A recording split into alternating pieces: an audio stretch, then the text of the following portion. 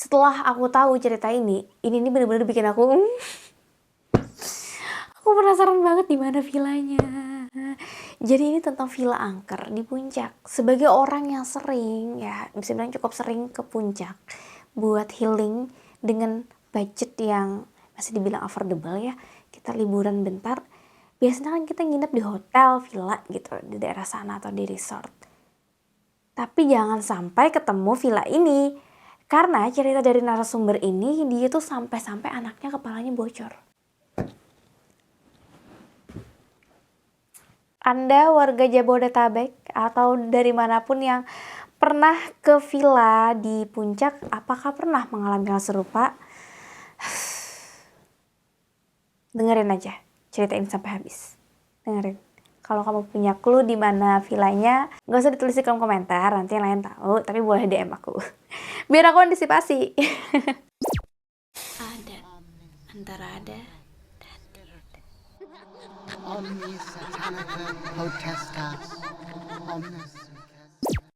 Halo masyarakat adat, gimana kabar kamu? Semoga dalam keadaan sehat, baik, dan bahagia. Hari ini di adat, antara ada dan tiada. Seperti biasa, aku Gusti Gina bakal ngasih kalian asupan horor. Cerita kali ini tentang villa angker di puncak dari thread horor cerita arwah. Yang mana narasumbernya itu Mbak Gita dan Pak Sigit. Setelah tahu cerita ini, aku kayak langsung oke, aku harus segera syuting dan ngasih tahu masyarakat adat tentang cerita ini. Karena apakah kalian berpikiran seperti aku? Aku jadi takut ke villa. Tapi aku suka di villa karena kita kadang-kadang tuh butuh hiburan ya, butuh healing, refreshing gitu. Apalagi warga Jabodetabek tuh yang kerasnya kehidupan ini, kadang kita butuh yang menyegarkan. Cuman liburan yang harusnya menyenangkan, menyegarkan pikiran, jangan sampai ini terjadi kepada kalian malah jadi beban. Oke, kita langsung aja ke ceritanya. Ini cerita terjadi di tahun 2017. Jadi narasumber ini bernama Mbak Gita. Mbak Gita ini punya suami yang namanya Mas Sigit. Pak Sigit.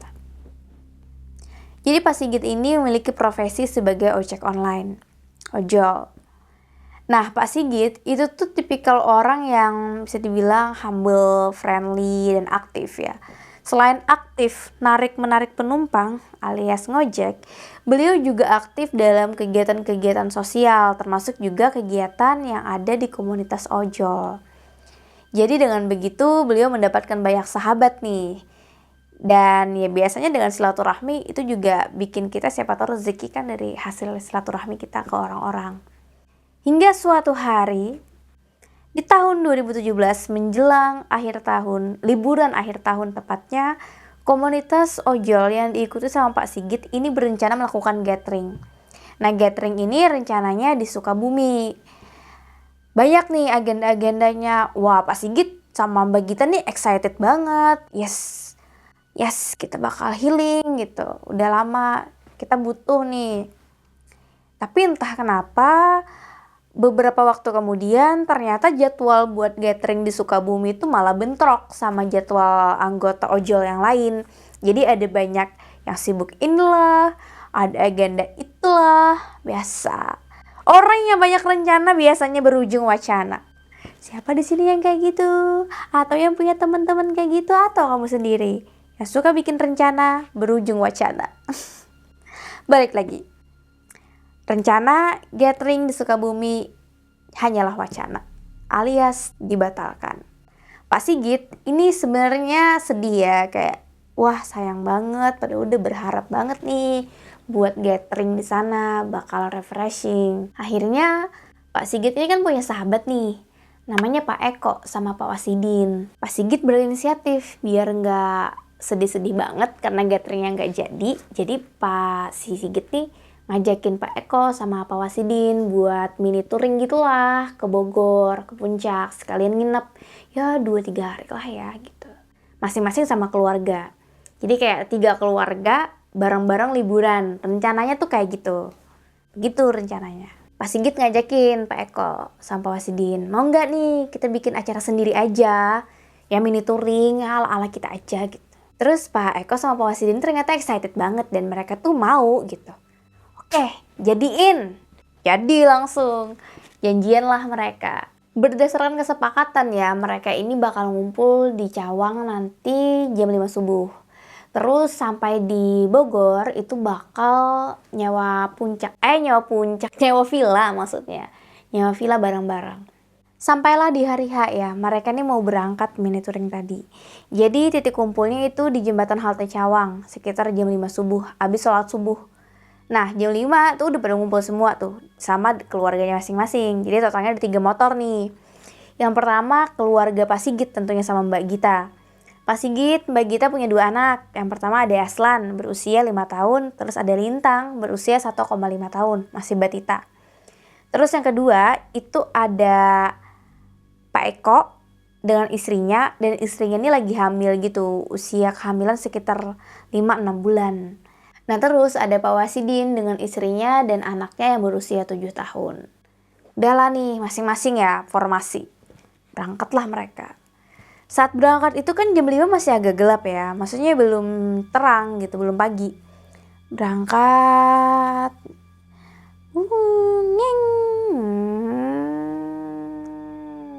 Nampailah nih sekitaran Bogor. Ternyata tahu sendirilah ya Bogor kayak gimana. Macet banget.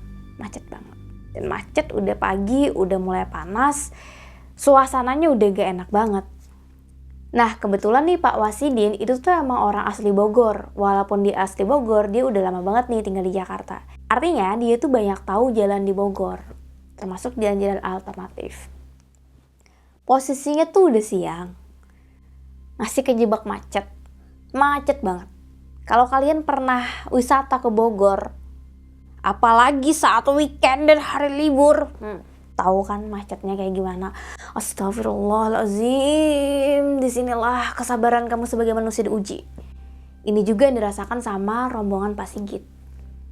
Posisinya anak Pak Sigit dan Mbak Gita si Lintang itu yang masih kecil tuh udah nangis karena kepanasan di motor ya, panas, nangis rewel gitu.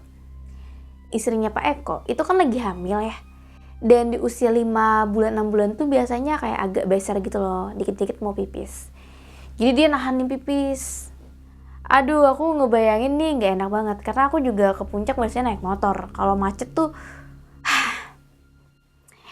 naik motor aja tuh udah gak enak, apalagi naik mobil. Karena di mobil tuh biasanya justru jalannya tuh dikit gitu. Kalau motor tuh panasnya itu loh. Duh, parah deh, aku ngebayangin aja udah astagfirullah. Dengan keadaan seperti itu, mereka nih akhirnya di jalan macet-macetan tuh ngobrol nih. Gimana nih? Apa kita butuh plan B? Gitu. Kan rencananya mau nginep di atas banget, masih jauh. Terus dipikir-pikir kalau ke sana masih butuh waktu yang lama, artinya macetnya makin lama. Sedangkan anak Pak Sigit si Lintang nangis terus. Terus istrinya Pak Eko udah nggak tahan, berasa di ujung tanduk mau pipis gitu. Pak Wasidin sebagai orang yang asli Bogor, dia melihat situasi ini kayaknya emang harus ambil keputusan gitu ya. Apakah melakukan plan B? Nah, istrinya Pak Eko, Teh Arum, dia tuh udah ngode gitu. Dia bilang nih kayak gini, duh Mbak Gita, kayaknya kita nggak bisa deh nerusin sampai ke daerah atas sana. Ini baru mau naik ke puncak aja udah kejebak macet parah begini. Anakku juga rewel kan dari tadi. Aku juga sedari tadi nahan mau buang air kecil, sudah bener-bener berasa di ujung tanduk. Terus Teh Puspa, istrinya Pak Wasidin, ini melihat ya kegelisahan dua rekannya ini. Dia nanya nih sama suaminya, gimana nih kayaknya Teh Arum sama Teh Gita udah kasihan, gak enak gitu. Kita udah kejebak macet juga 2 jam di sini, nggak gerak. Keputusan diambil sama Pak Wasidin. Jadi dia bilang kayak gini, Git, Eko, kita ke plan B aja ya. Tadinya sih aku mau ngajak kalian buat nginep di Villa Bukit Bintang atas sana. Tapi ini karena keadaan darurat, gimana kalau kita cari villa di sekitaran sini aja? Ini masih di bawah sih, ini masih di puncak, belum naik ke atas sana. Tapi udah masuk area wisata ya, di puncak. Lalu yang lain mengokekan dengan ngasih isyarat jempol. Oke. Nah, Pak Wasidin pun ngasih tahu nih. Ya udah, kalau gitu sekitar 500 meter lagi itu ada masjid nih di depan. Dan tepat di depan masjid itu tuh ada belokan, ada jalan alternatif yang mau ke arah Sentul. Kita nanti belok sana aja. Di sana pun seingatku tuh ada banyak villa dan penginapan yang view-nya bagus-bagus. Kata Pak Wasidin. Atau lebih ringkasnya kita panggil Kang Idin aja ya. Kang Idin. Karena dia orang Sunda, Kang Idin. Nah, setelah kurang lebih 30 menit, motor mereka nih berusaha set berjalan gitu kan. Melewati kemacetan, dan benar memang ada jalan alternatif di dekat masjid itu. Mereka pun jalan lewat situ. Ternyata benar, jalan itu tuh masih banyak yang nggak tahu. Jadi kayak nggak terlalu padat gitu. Akhirnya jalanlah mereka. Greng, udah jalan. Dan beruntung banget jalannya enak. Ya walaupun juga jalan alternatifnya ini tuh nggak luas, lebar seperti jalan utama ya. Biasanya jalan alternatifnya agak rusak kadang-kadang, agak sempit juga. Terus juga ya berkelok-kelok, tahu sendirilah jalanan di sekitaran puncak kayak gimana. Akhirnya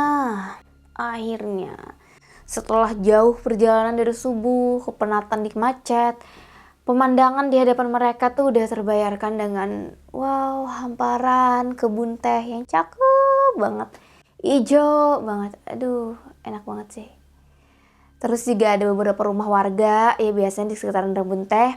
Ada juga nih beberapa bangunan tinggi. Kalau bangunan tinggi itu biasanya itu villa ya atau resort gitu. Tapi nggak banyak. Ada beberapa lah yang disewakan sebagai villa. Nah mereka pun mikir, kayaknya nginep di sekitaran sini aja. Pemandangannya juga oke punya gitu kan. Nah Kang Idin di sini berinisiatif. Jadi setiap kali dia melihat ada villa, dia turun dari motor, nanyain lah berapa harga sewanya per malam. Biar tahu gitu. Dia turun nih nanyain, Kang berapa nih satu malam di sini villanya? 2 juta Kang gitu. Wah kemahalan nih, di luar budget gitu. Terus Kang Idin lanjut lagi nih dan mencoba ke villa-villa lainnya. Sampai kurang lebih ada 5 villa yang dia stop dan nanya ke pemiliknya atau pengurusnya berapa per malamnya. Rata-rata itu villa di sana per malamnya 1,8 juta sampai 2,5 juta. Jadi agak pricey sih sebenarnya bagi mereka ya. Wow, ini agak di luar budget gitu. Gimana? Ngobrol-ngobrol, ada juga nih pilihan lain. Gimana kalau di hostel aja? Di hostel biasanya lebih murah memang. Cuman setelah diobrolin, kalau ke hostel ya gimana ya, maksudnya kan udah jauh-jauh ke puncak gitu ya. Terus nginepnya di hostel atau di hotel biasa, kamar biasa. Sedangkan mereka rame-rame kan nggak dapet nih rasa berbedanya, terus juga nggak dapet rasa kebersamaannya. Kalau villa kan enak, malamnya bisa barbecue, bisa main, waktu buat mingle-nya juga enak, banyak area-area main juga buat anak-anak. Apalagi villa rata-rata di sana tuh ada kolam renangnya, pokoknya enak lah gitu. Yaudah deh cari villa aja deh, nggak usah hostel gitu kan. Yaudah nih lanjut lagi, tek jalan. Nah, waktu di perjalanan, tiba-tiba nih Pak Sigit ini membunyikan klakson 4 kali. Dia kayak tet. Dia tuh ngasih kode sebenarnya.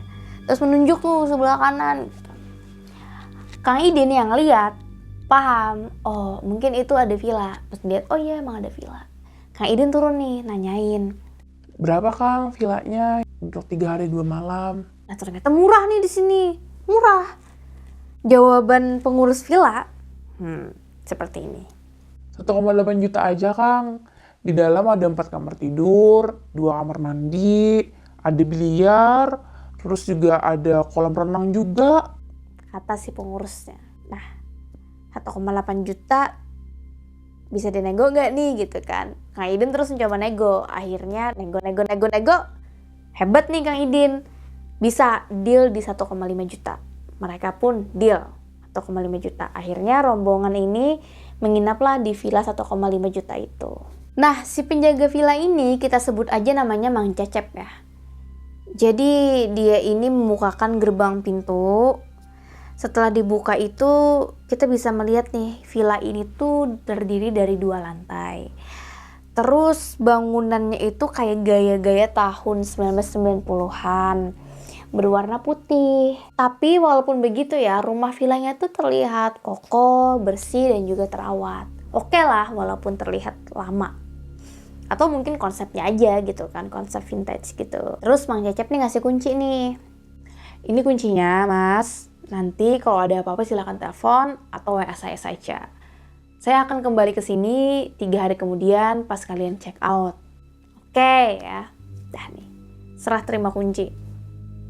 Mang Cecep balik, mereka pun masuk ke dalam rumah semuanya. Nah, tadi kan dari luar udah kelihatan kayak tua gitu kan. Pas udah masuk ke dalam, semua perabotan itu tuh juga kayak udah lama banget, kayak tahun 1990-an, padahal udah tahun 2017 pada saat itu. Dari sofa, meja, lemari, televisi, dan furnitur lain, semuanya tuh kayak vibes-nya tuh tahun 90-an banget gitu. Ini kayak rumah jadul banget. Tapi udah semuanya masih terawat dengan baik. Jadi mereka kayak, ya udah nggak apa-apa, dinikmatin aja. Setelah mereka ini melihat-lihat ya, Mbak Gita ini kan udah lihat-lihat juga nih bagian dalam rumah. Dia tuh tertarik nih sama kolam renang yang ada di belakang rumah. Jadi dia jalan, tek-tek menuju kolam renang. Wah, cakep banget nih kolam renangnya. Apalagi kolam renang kan kayak menyegarkan banget gitu.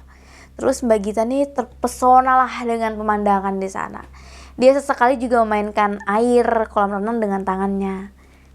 Kayak orang benar-benar menikmati gitu kan. Wah, segar. Tapi tiba-tiba di sini Mbak Gita, dia tuh mendengar dengan jelas sekali suara Aslan, anaknya yang berusia 5 tahun. Aslan itu kayak teriak, "Mama, tolong! Ma, tolong, Ma! Ma, tolong!" gitu. Nah, Gita yang melihat anaknya lagi tenggelam kayak gitu, dia langsung shock, kaget, tapi buru-buru masuk ke rumah, teriak minta tolong. Jadi dia teriak-teriak masuk minta tolong, dia bilang, Aslan tolong, astagfirullahaladzim ya Allah, Mas Sigit, tolong Mas Sigit, Aslan tenggelam. Pas Sigit itu yang mendengar kayak gitu langsung bingung kan, kayak astaga, ada apa gitu. Menjadi pertanyaan kalian nggak, kenapa si Mbak Gita pas ngeliat anaknya tenggelam masuk ke dalam kamar? Oh, ternyata dia juga nggak bisa berenang, makanya dia minta bantuan nih ke dalam rumah. Bukan langsung nyebur, karena Doi juga nggak bisa berenang. Balik lagi, ketika dia lagi teriak-teriak minta tolong, anaknya tenggelam, si Aslan, tiba-tiba si Aslan itu menghampiri Mbak Gita. Dengan polosnya si anak nih nanya, "Mah, Mama kenapa manggil-manggil Aslan?" Gitu. Tadi Mbak Gita lihat Aslan lagi tenggelam di kolam renang. Ini anaknya ada di hadapan dia. Terus Mbak Gita bingung, kayak dia bingung harus berkata apa-apa. Dia bingung mau ngomong apa. Dia speechless gitu loh. Tapi dia langsung merangkul anaknya, dia peluk erat kayak gini. Walaupun tubuhnya Mbak Gita tuh gemeteran gitu. Tapi dia benar-benar juga lega kalau Aslan gak tenggelam di kolam renang.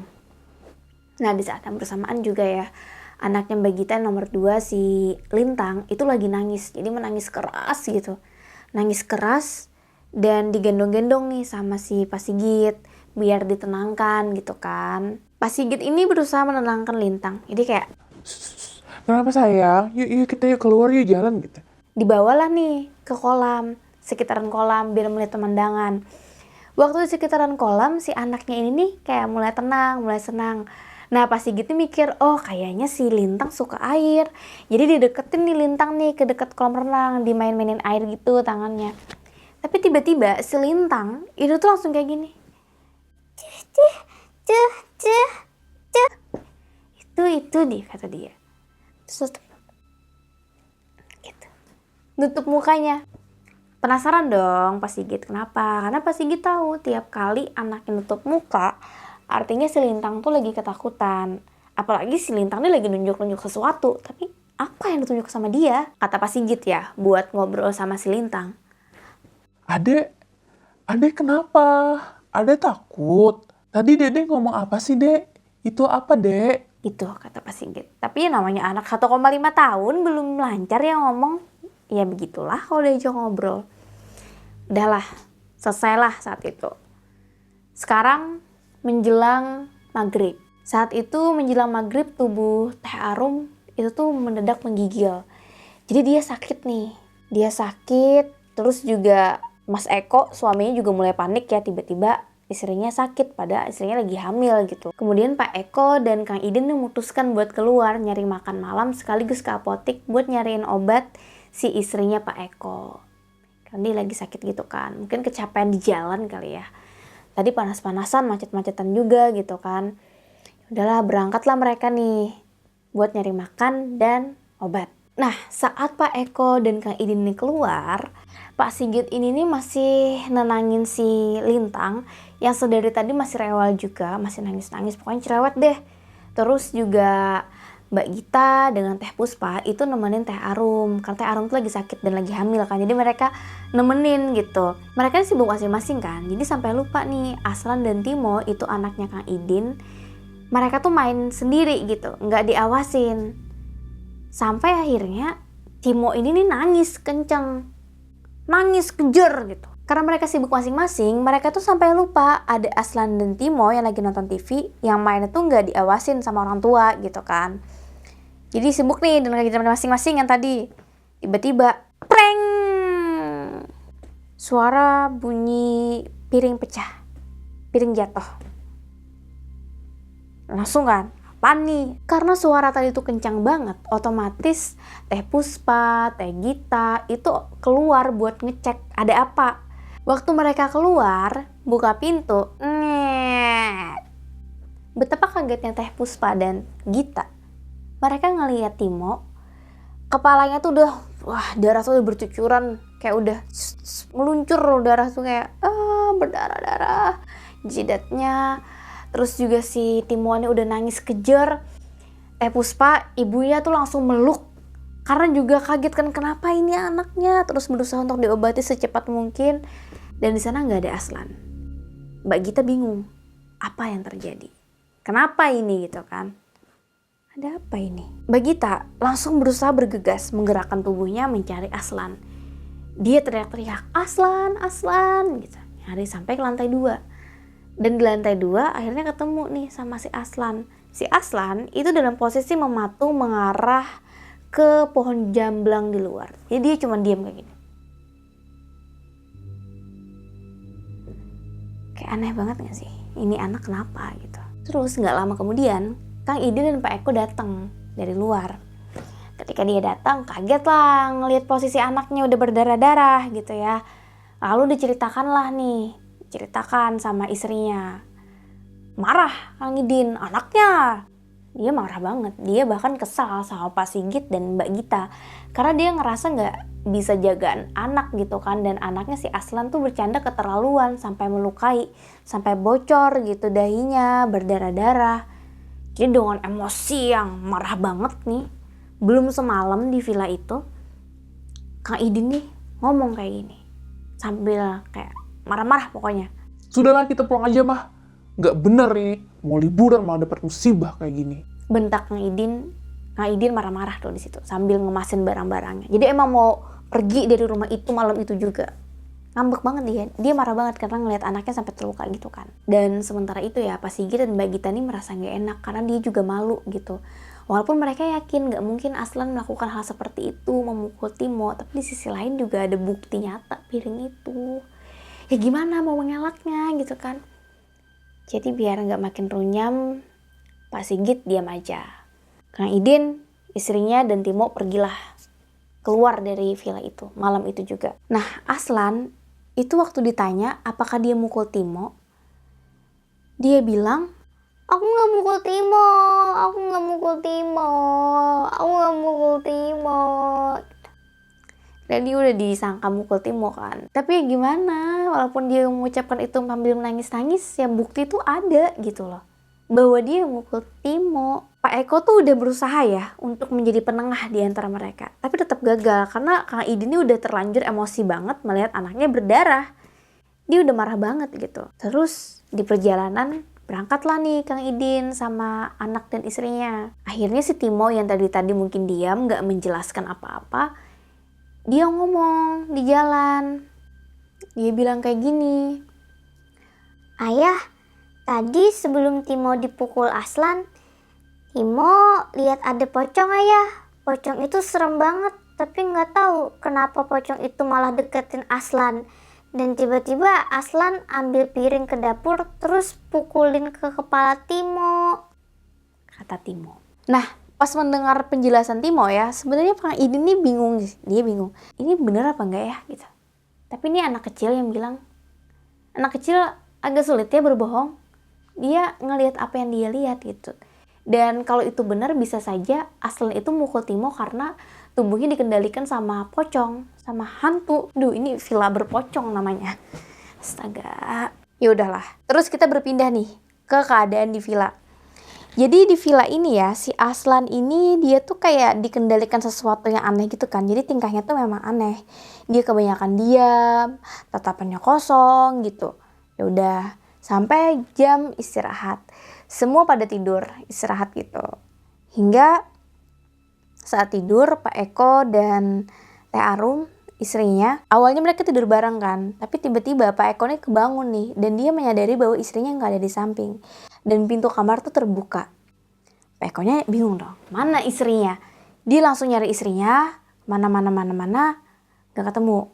Sampai tiba-tiba suara Teh Arum itu nyaring banget.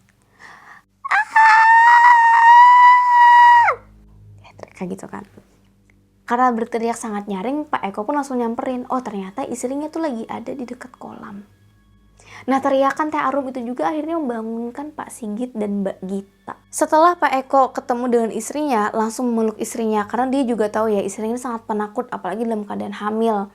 Dan Pak Sigit, Mbak Gita tuh langsung turun ke bawah. Mereka ngelihat, ini kenapa nih pada ribut gitu ya. Terus kayak ketakutan, ditanyalah, Ini ada apa? kata Pak Sigit. Dan di sana akhirnya setelah menenangkan diri, Teh Arum nih cerita. Jadi dia bilang waktu dia tidur, dia itu merasa kayak terhipnotis gitu. Ada seorang perempuan yang membangunkan dia. Setelah dibangunkan, perempuan itu tuh kayak ngajak keluar gitu loh. Dan si Mbak Arum nih ngikutin perempuan itu sampailah ke dekat kolam renang. Dan setelah di sana, perempuan ini nih berbalik badan. Ternyata wajahnya tuh sangat-sangat menyeramkan. Teh Arum yang aslinya penakut langsung aja dia berteriak.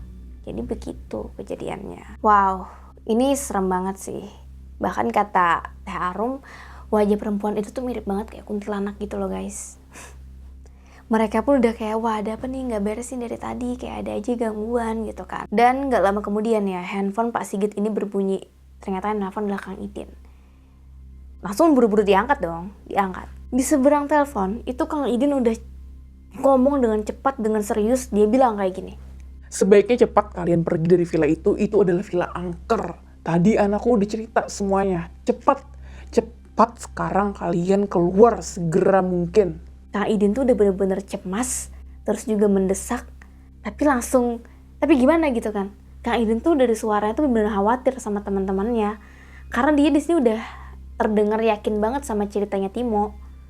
Wow, Mas Sigit yang mendengar itu tuh langsung ngobrol sama Pak Eko. Ini kan tengah malam ya, udah malam. Ini gimana nih? Kita udah dikasih peringatan sama Kang Idin, disuruh keluar, katanya ini villa angker. Baiknya gimana? Lalu setelah banyak pertimbangan ya, apalagi tadi kejadian anehnya udah fatal banget, mereka keluar malam itu juga. Jadi pulanglah pada malam itu juga. Nggak jadi tuh liburan akhir tahun, padahal kan malam mau tahun baruan di puncak. Yaudah baliklah mereka ke rumah. Nah keesokan harinya, si Aslan ini tuh ternyata masih bertingkah aneh. Dia tuh di rumah udah sampai Jakarta ya, ini posisinya. Aslan tuh masih aneh, bukan Aslan.